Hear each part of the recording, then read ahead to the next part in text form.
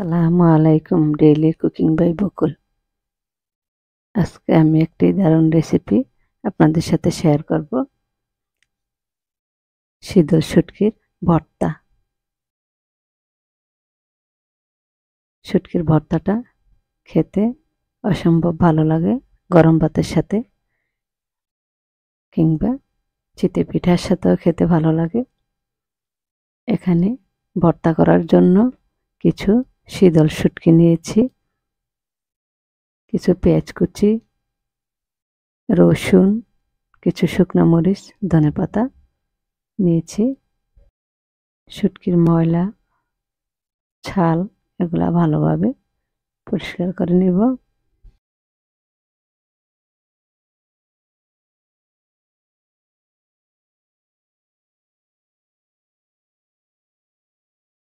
ঠান্ডা পানি দিয়ে ধুয়ে নিচ্ছি। প্যানে কিছু শুকনো মরিচ হালকা ভেজে নেব।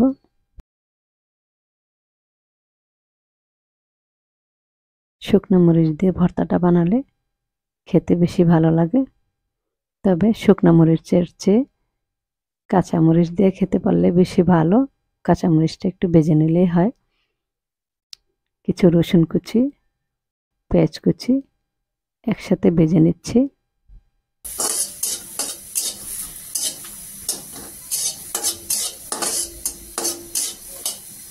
সামান্য তেল দিয়ে শীতল শুটকিটা ভেজে নেব।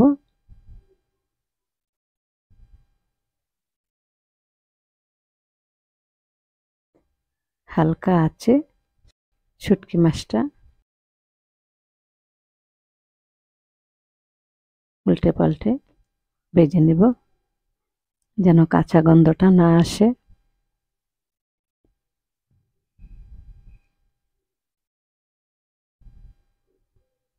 বেশি ভাজা যাবে না, বেশি ভাজলে তেতো লাগবে।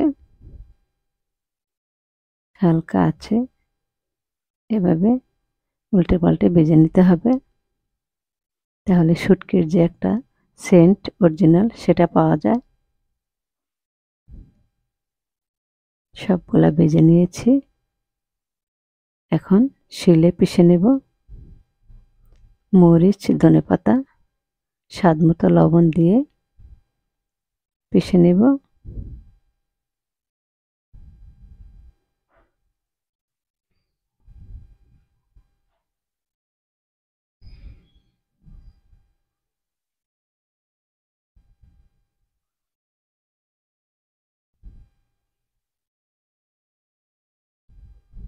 এখন পেঁয়াজ, রসুন, শুটকি সব একসাথে পিষে নিচ্ছি।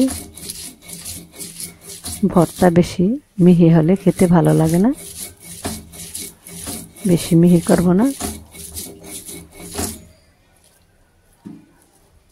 দেখুন কতটা লোভনীয় লাগছে, জিভে পানি আসার মতো। ভিডিওটি ভালো লাগলে লাইক, শেয়ার, কমেন্ট করতে ভুলবেন না। যারা সাবস্ক্রাইব করেছেন তাদেরকে অসংখ্য ধন্যবাদ। আগামী দিন নতুন রেসিপি নিয়ে হাজির হব। আজ এ পর্যন্তই। আল্লাহ হাফেজ।